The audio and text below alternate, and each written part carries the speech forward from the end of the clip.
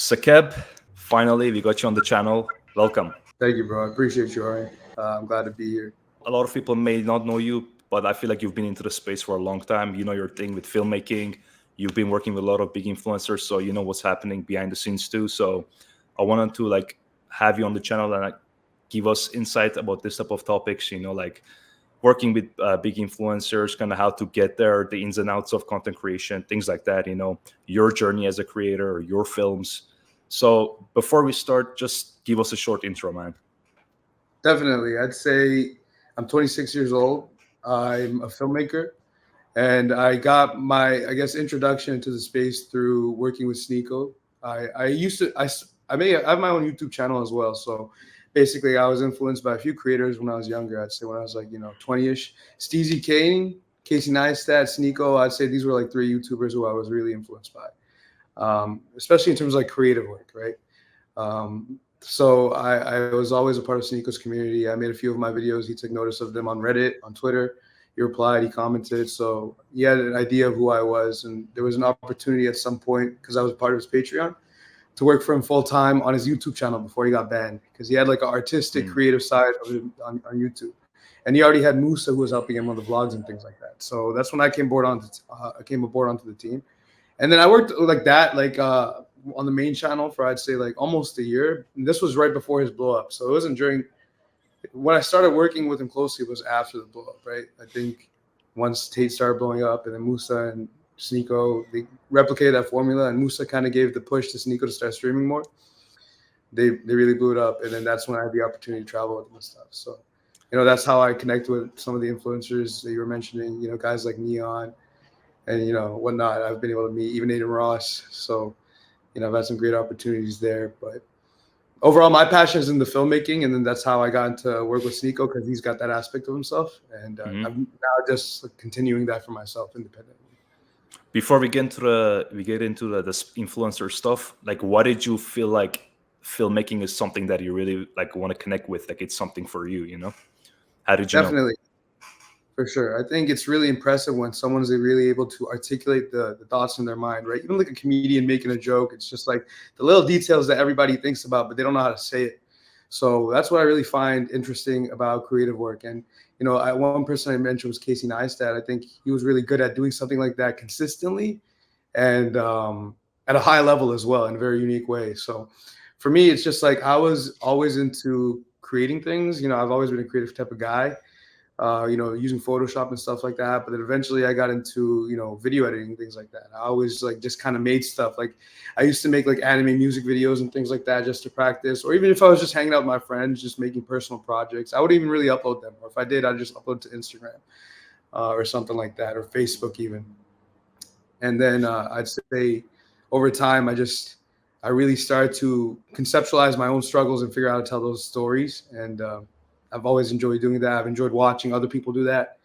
I just figured out that's my passion. Bro, because those short films especially, I know a lot of effort goes into it. Even every second of the video, it takes so much effort. And I've done similar things, but it's nowhere near as good. And I was already struggling with the difficulty. So I can only imagine how much time and effort and planning is going to go into it to actually make that 3 or 4 minutes of short film. And it's bro, when you make it, it's every time you watch it, it's just infinite dopamine, bro. 100%. The thing I like about these projects now is that because I'm so good at it at this point, it's when I create one, it really is capturing an ideal moment of time, right? If you have an experience, now it's there forever, and that's just priceless. And like you said, it's difficult to do. Even for me, I wasn't good right away. I'd say I'm talented, but hard work will always be talent. And it took thousands and thousands of hours to even get to a certain point. And even then you still there's things that I'm always thinking about, okay, I can do this way better. I've just learned recently, right?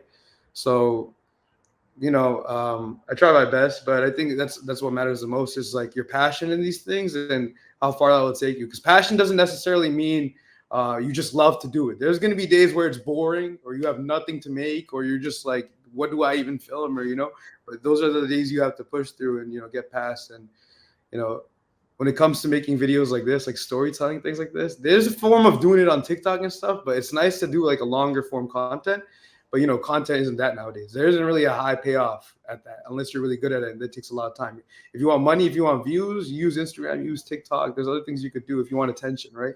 Something like this is really personal, like you really care about it. So Yeah, I feel like short form like content is definitely taking over, and it's very fast food content. I call it fast food content because it's just generates a lot of attention. But I feel like the quality, especially when you like, let's just say one of your short films. I mean, like a regular short form content, it's like it's not even comparable. Like the amount of detail and attention goes through like every single part of the video. It's like crazy. for sure, it's a different form, right? I think it's coming back around now. It's like there's been a lot of short form content. If you watch YouTube, I actually get recommended a lot of long form, like even short form videos, or some of them are just vlogs. But I think people are starting to catch on to this type of thing when it comes to attention like that. People are starting to catch on to a lot of things recently. If you pay attention, Yeah. political things as well. But I think things are turning around. So slowly and slowly. Elections are coming, so it's gonna be a lot of craziness going on very soon.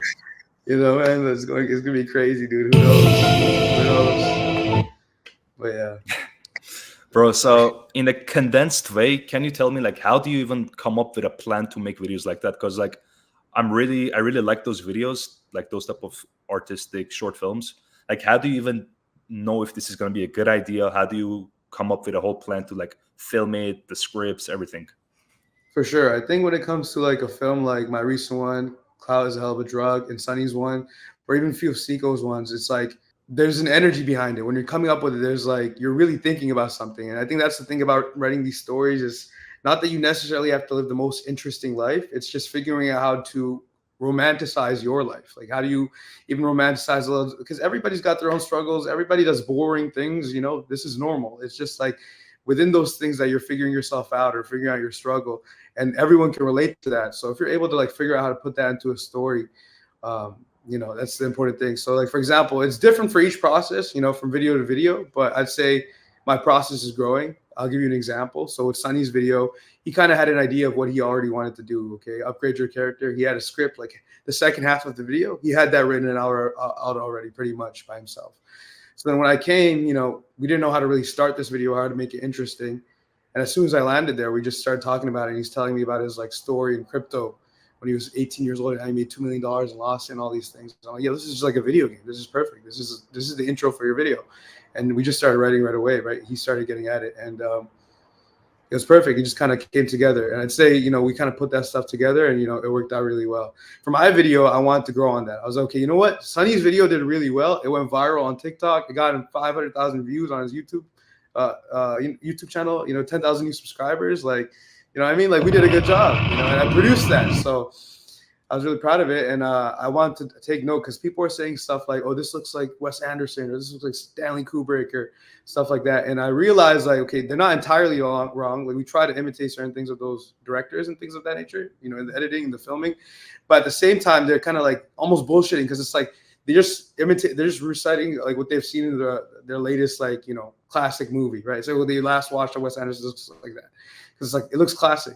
So what at the end of the day, that's cool. That's props. So I started to acknowledge, okay, there's certain themes or certain looks that made that video that. How do I break it down? So for my video, I was like, okay, I want to include multiple themes, like, themes of loss, themes of family, themes of, even like a romance and a wife and things like that. How do I combine this with clout? Like there were like multiple different themes in my video. So I took it slower.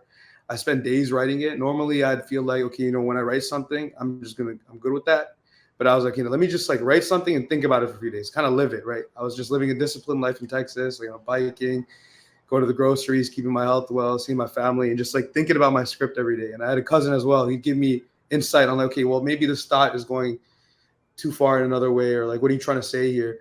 Basically, I want to create a story that really made fully sense, a lot of sense. Because if you watch the video, it's like from beginning to end, there's a lot of things that connect, right?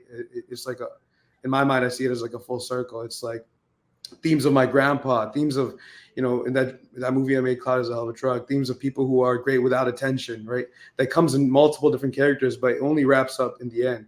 So like things like that is what I was really focused on in storytelling this time around.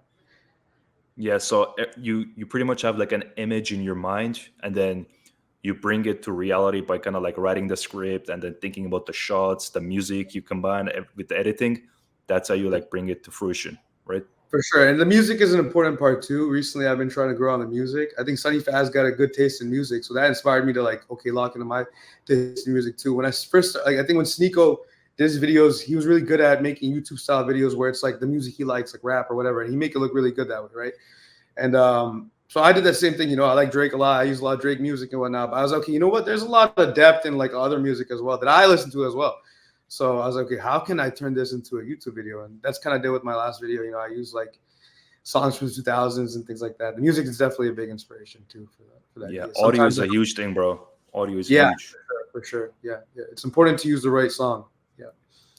So like, what's like a template, like a consistent template that you have in your mind that you always use no matter what the project is? I like to start thinking about the song first, or like, you know, that gives me the idea of like the tone. That's not the only thing I'll think about first. The other thing I'll think about is like, okay, what's like the template of starting is like, what is relatable to my mind that's relatable to others, you know, like the struggles I'm going through. For example, right now, you know, I'm moving out, I'm moving to a new apartment. It's changed in that way, but it's also like in a sense farming to me because, you know, I got a nice apartment now, but I'm going to a little bit of a downgrade for a year, but it's for something bigger, right? So that in itself is like, okay, there's a story right there. And then now I can think about the little details of the struggles within that, right? Um, those are the ways I'll brainstorm in that kind of sense, and then that's what I'll think about as I'm listening to the music and things like that. And then at some point you just start writing. I think writing even a section, you know, like writing to a song about one part of the story, not necessarily knowing if this is the beginning or the end, that gets you started, and then it grows from there. And do you have any like rituals do you that gets you in the zone? Like you're like, I gotta do this before I'm actually starting writing and filming, you know? Yeah, I mean, I'm a little bit of a smoker. I'd say it's not the best habit, but when I start smoking, like when I start writing, I get like smoke cigarette, right? Smoke cigarette, right? Or like film, smoke cigarette. Like, you know, I'm just go, Mm, go, go, go, go. And I guess the cigarette's like a pick me up to just keep me going instead of taking like a break just sitting, you know?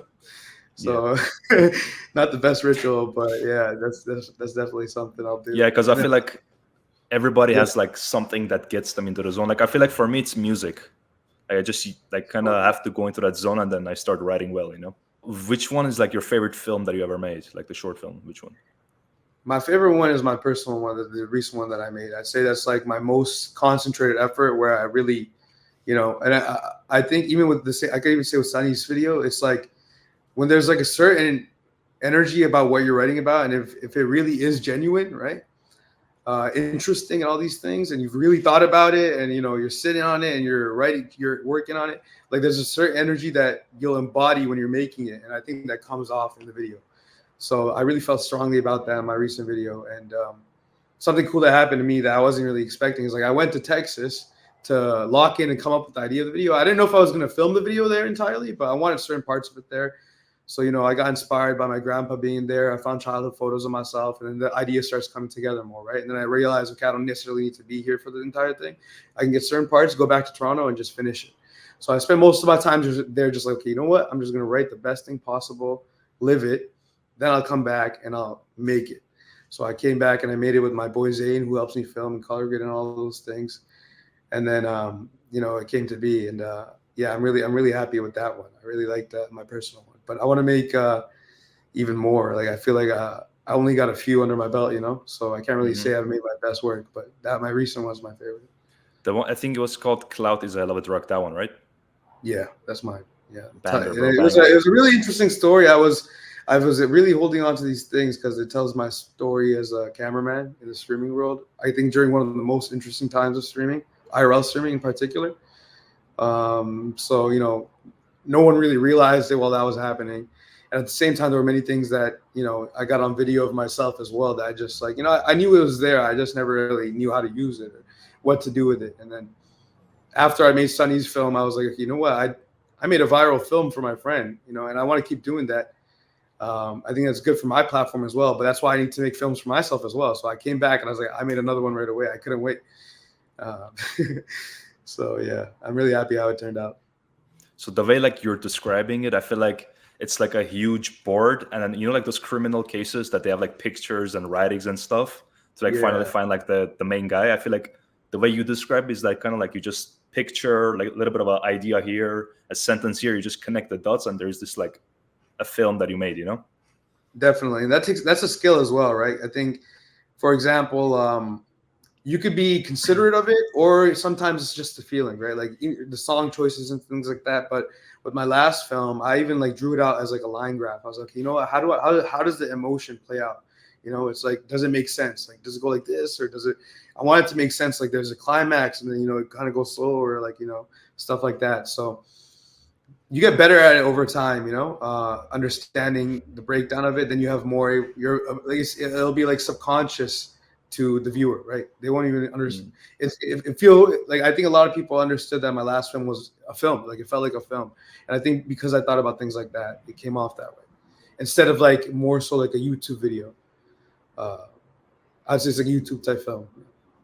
Yeah, because definitely the energy and the vibe of the video, it's like you kind of get like, oh yeah, this is like a super artistic style, like a short film. It's not like a regular, you just sit in front of a camera and you talk. So you mentioned that like you were filming those IRL streams for a while. You were like filming and stuff. How did you even get into it? Did you like had in your mind that, yeah, I'm gonna help like SNEAKO to film, or it just came like happen like randomly? Yeah, definitely. I got you. I think so. What happened was last summer around May or end of May, beginning of June. That's when me, SNEAKO, and even Bronson at the time, he was also a part of it as well. We started traveling together. And then, Bronson didn't really start traveling. I think he found a better role staying at home. He worked better that way. And then for me, I had the advantage of traveling with SNEAKO because it's like we were working on films. I was filming short films. We did the Unabomber, we did Rat Race. And we did The World Is Yours. That one was my favorite one. But we did a few different films, and then that just carried over into the streaming, where it's like, because I was traveling with SNEAKO so much, we just kept the ball rolling. I was doing everything. I was an editor, I was a cameraman, creative directing. I was doing all of it. So One-man army, huh? One-man army. And I had when it came to the camera, where being IRL cameraman, I wasn't perfect with it. I think me and SNEAKO were both learning it, in the sense like, IRL streaming was new to him, and cameramanning was relatively new to me. Like I am able to do the videography, cinematography, and all that stuff. Like for Sunny's video, I did it, but I don't normally do it. It wasn't like I was a camera. I didn't really identify as a cameraman until that point. Because I was consistently being a cameraman for SNEAKO. So yeah, it was just like it came about because we were working so closely together. I traveled to Miami to like edit and things like that, and it's just like, okay, I'll just pick up the camera now, and it just happened to be. Like, what was like some of the craziest things like you seen during those like times? Yeah, sure. I don't know what's really that crazy. I think it was just really, I don't think about it as that crazy, but I guess like, certain things could be crazy to certain people. But I think after a certain while of traveling with SNEAKO and meeting different people from different spaces, like, I met the sartorial shooter. And that's like, I'm not really sure the relationship now, but Andrew Tate's right-hand man at the time. And, that was interesting because like, well, this is a whole different character than like Adin Ross, right? Yeah. And going from one end of the spectrum to the other end of the spectrum with someone like SNEAKO, like, is the perfect guy who does, like, he does that, right? But it's just really interesting. Like, definitely two different ends of the spectrum. I think at a certain point you just get used to it. Like, there's like a crazy thing I say is like going to Miami, and I think it was a day we streamed with Adin and maybe Ryan Garcia as well, but we were getting like a police escort everywhere on the highway to the gym. It felt like GTA. But then at a certain point, even when you go to like Vegas, if you go to the Red Rock, there's so many influencers who just come in and out all the time. Like even right now, there's probably a bunch. Bryce Hall's probably there or something, Power Slap's going on.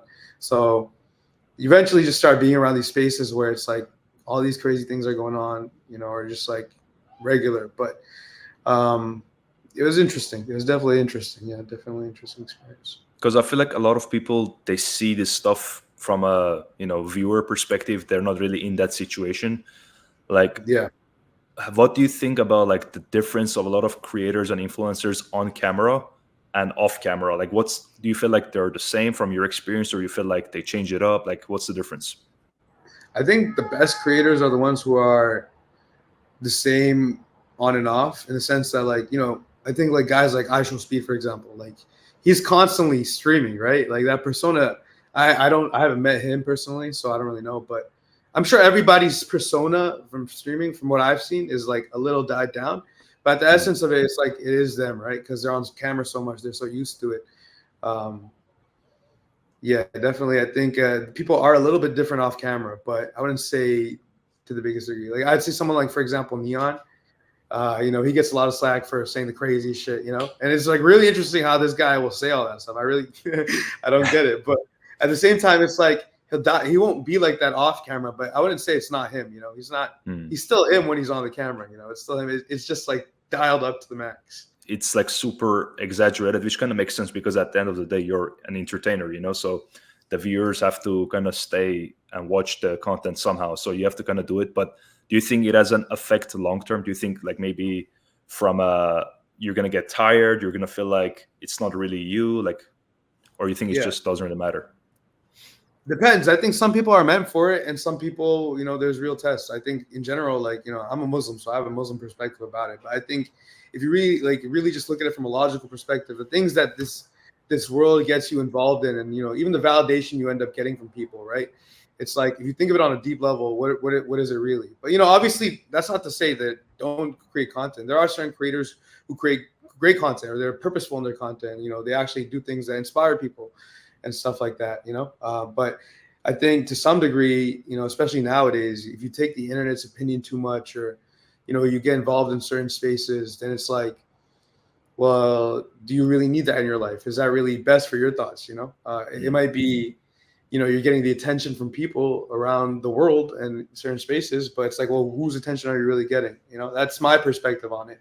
But, I'd say at the end of the day, that's why it's really important to be genuine about content creation. I think a lot of people want to get into content creation, watching others and being like, I want to be like that, but they don't necessarily know what they want to do. And that's important to question. It's like, well, maybe there is something really there for you. And if there's not, that's not a bad thing either. There's many other things you could do as well. And you could even be involved with people like this if you wanted to and meet them. You don't even necessarily have to be that yourself, Yeah, I'd say it's important to consider things like that.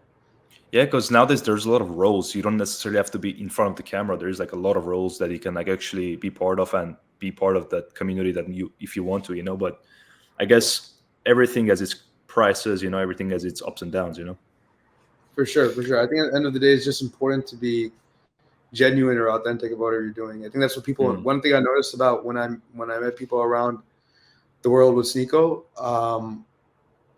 I did get a lot of respect. I'm not gonna lie. Like, I'm grateful. I actually am. I'm really grateful. Like, I always try to give a best impression because I want to be respectful of the people I'm meeting with SNEAKO and things like that. But people are appreciative of people who are just kind or helpful and things like that. And I think if you have like a certain genuine, feeling about yourself, like an aura, I guess that's the word for it, a genuine aura about yourself, then people recognize these things in different rooms. And, I made friends like this. I made many friends. When I went to Vegas, I made a couple good friends too. Long-term friends, things that these guys have inspired me or helped me with my own content as well now, So I think just being a genuine person, even if people don't know who you are, you don't even need to have numbers. Like, you don't have to have that, like, 100,000 followers and stuff, For example, I can give a good example of somebody like this was like Steezy Kane. I met Steezy Kane recently. Are you familiar with Steezy Kane? Yeah, I know.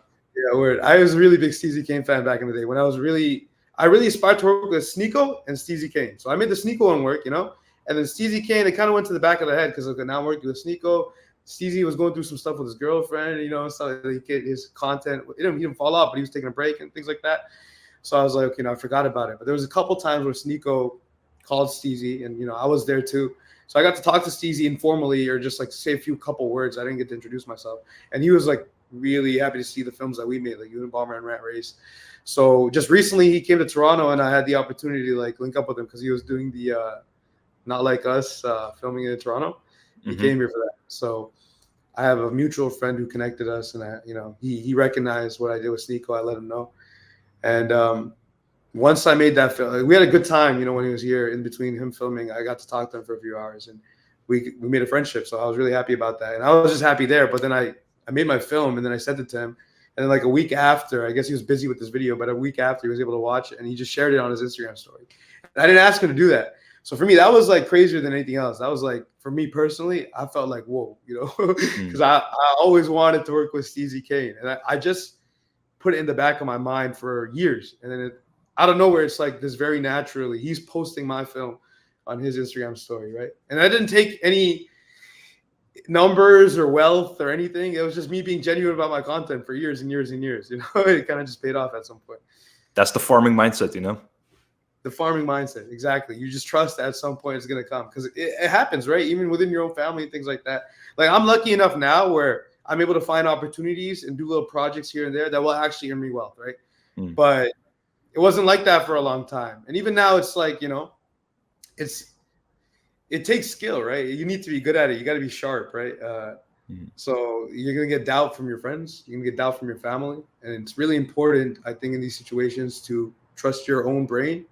And to do that and align yourself with that is like praying to God, you know, and being good about your health, you know, physically, what you're eating, things like this. If you're taking control of these things, then you're really able to listen to your own self, right? Listen to the inspirations where, like, your friends, the people you know, because I think people will often leave what they already have thinking like, you know, I need a different diverse type of group of friends or these type of friends or this and that, when they already have what they need. And you know, you're having like the blessing of parents, little things like that, you know, they won't be not grateful for it, but you kind of neglect that the inspiration or the influence is already there, that you can draw from these things, right? So I think aligning yourself with stuff like this helps you listen to your inner voice and get to where you want to get without being too inspired by other things, you know, having idols and things like that. You know, growing up, even, like, I'm sure it happens to everybody, me as well, like, you know, music, things like that, certain people you want to work with or whatever. But when you grow up, you mature about it, right? It's like, well, you know, I love Kanye West, I love all his music, but now Kanye West is the type of guy who's like, I'm God. That's what he said. It's like, you know, that's just like, okay, now it's different. I can't really listen to your music the same when I think about it from that perspective. It's, although I like the art, you know, if you think of it on a deeper level, right? Or even like someone like Drake, it's like, dude, I'd love to work with Drake, you know? I'd love to make a music video with him. But it's like when he starts doing certain things with Sexy Red all the time, and it's like, bro, I don't really, why do you have to have that image of yourself? You know, it's not the same Drake that I look up to and things like that. So I think it's okay to like have certain people you might look up to. Like, the only rapper I really respect personally, it's not that I dislike the other ones, or like J. Cole. I like because he's like one of those guys where he's like a real human being. Even people I find it funny too. People say he'll make music for people who walk to work and shit like that, you know, like boring things. But that's why I love him. He's just like a human being. And like, you know, even amidst this beef and all that, like, there's a picture of him just sitting on the beach making music. Like, he's able to have that peace of mind without being in the beef, because he just wants to be a human. I think that's really important. I think people like forget about these little things. They make a person. They give you a quality. They give you character. They give you aura, instead of looking outside superficial things that not really helpful. Beautifully said, bro. Like, especially the part that you said, whenever your friends, your family, sometimes they may doubt you, but like at the end of the day, that vision is yours, bro. Like, the only person that can see what's in the future for yourself is you. Like, what you can do, your true capabilities, like deep down, like, I can do this. Like, I may not know how to specifically get there, but I know I can do this. If I just fully devote myself, I can get there. 100%. And that's the fear of it. It's like, it's not that you can't talk to others about it. It's like, there's certain people who will be able to give you help, right? Even if they might say something else that you might not agree with, they'll say it out of love, or they'll be able to respect what you have in your mind, right? So, you know, here and there, you're able to confide in these people. But at the same time, no one is going to think about the thing you want or need as much as you are going to. The thousands and thousands and thousands of hours. I might think of something for 1,000 hours and come to you, and you might think of it for 10 seconds and shut it down. But then it's like, you know, that you have to understand that. Well, it's like, you know, people are not going to think about things as much as you are. And, you know, sometimes you have to be logical about it too. You got to be sensible, right? It's not useful or productive to think about something for 1,000 hours and not do anything about it. You got to do something as well, right? 100%. You've worked with a lot of like this successful creators, successful influencers. What are like two traits that you think all of them have in common? Let me think about this, because there's so many different types of creators, you know, that I got to see on different levels. But the ones I really respect the most are like the ones who are, you know, authentic about their lifestyle and like focus on different things, you know, even the religious aspect of their life and things like that. Thinking of it bigger than social media, pretty much. But I think everyone, once you're on, like, one thing I realized is like when you take on the position of being an influencer. So I'll say this is the first point, is like when you're an influencer, the internet is your life. Like, that's your job, right? Like, and that has its pros and cons. So you're going to get, you know, certain attention that might get you into certain places, or, you know, certain ability to talk to certain people. How you use that is up to you, right? But that might also get you in places where you don't need to be. That's going to also, you know, change the function of your mind. You're not going to be able to like not look at your phone, right? Like you have to always look at your phone because it's your job, right? Like people are talking about you, or this is like you if you're on top of it, there might be a certain thing you could react to right away, right? Like you got to be on top of it, right? So I'd say that's like a certain sacrifice, about all these influencers. And then I'd say another thing, second thing is I think everyone is like normal. Everything looks crazy from the outside. It is crazy. Trust me, it is, right?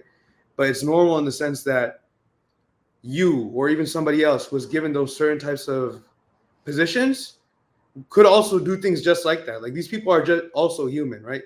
Everyone's got their flaws and things as well. Nobody's perfect. And that's just like the truth of things. It's like, well, once you hang out with these people or you're able to work with these people, it's like, well, they're just like me. They're not much more different than me. They embrace this lifestyle that this world's given us, a society of being on the internet, having attention. And that comes with its pros and cons, but that doesn't necessarily make them not human, right? It comes with its pros and cons. The same way there's pros and cons of not being on the internet as well. So you're saying pretty much the main two traits are that number one, they are willing to make sacrifices. They understand the cost. They have to they're out there. Everybody sees them. As you said, like it may get you to certain positions, but also it's going to be a lot of unnecessary attention, maybe even to your personal life, which may in the long term be a negative for you.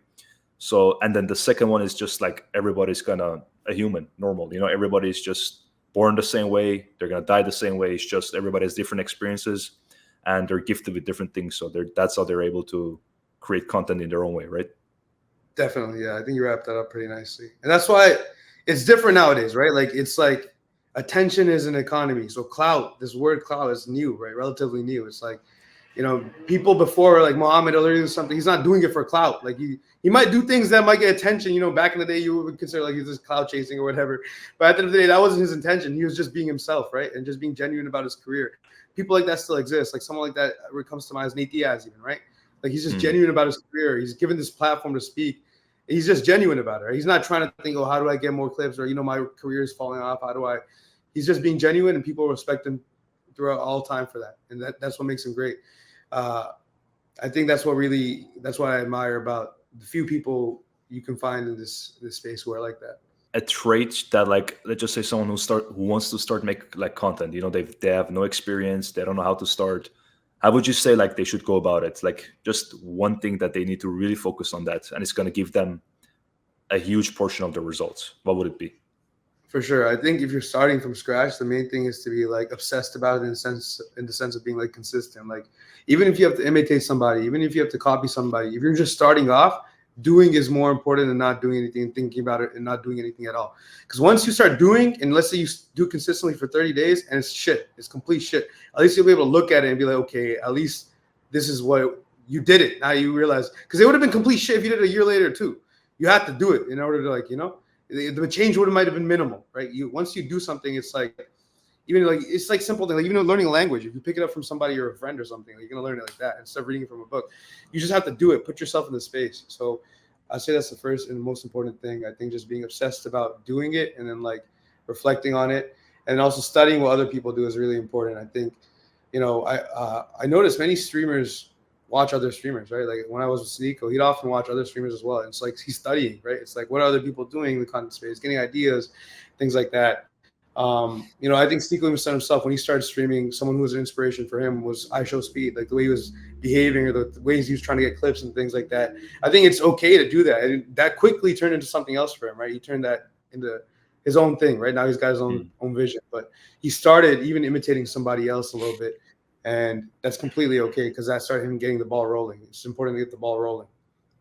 Yeah, because I did like read a lot of things that they say like great artists copy, and even if you copy, it's never 100% the same. So at the end of the day, it kind of ends up being like an authentic way of your expression, which is definitely, yeah. I think you might copy like 5 or 6 different things from different streamers, right? Like certain catchphrases you might like from this guy or that guy, and you just like you keep pick the ones, and then that kind of becomes your own thing. But then from there, even you drop certain things, you figure out your own ones, you figure out something from chat, like your own community will make things for you, stuff like that. So you don't have to overanalyze it too much because there is already you. Like you have to just trust in what's already there, and then do your best to like not overly imitate something. I've been there. I've imitated people before too. Like, definitely I've maybe even done too much, right? But it's like that's why it's important to do. Even if it, like, looking back, it's like, well, yeah, I overdid it back then. At least I did it to know, right? Like, you have to do it, right? Speaking of catchphrases, yours is farming, man. Yeah, I'm the farmer, bro. On Twitter, I'm Farmer Reborn. You know what I mean? I'm gonna keep that going. Eventually, I think I'm gonna make a farming community on Twitter. You know, everyone just posts farming pictures. That would be ideal. What was like something special about that principle that you always just, it really got you interested in that? I just like the idea of like a farm starts from scratch every year, pretty much, right? Like you might have the grounds and everything set up, but it's like if your farm to burn down, like you have the principle and the concept and the patience to understand and how to definitely grow a crop at some point again. So for me, it was like, okay, there's so many phases of your life, everyone's life, your life, creators' lives, like, stuff like that, where you might hit a not rock bottom. Like you'll still have, you'll hit a certain point, but there's a completely new challenge of life, right? For example, like, when you're 15, 18, 20, you're young. You're thinking about school or, a career. When you're 25, 26, you're thinking about marriage. And now it's like, okay, well, like certain behaviors or certain things, it's like, those are different battles, right? Lifestyles even, right?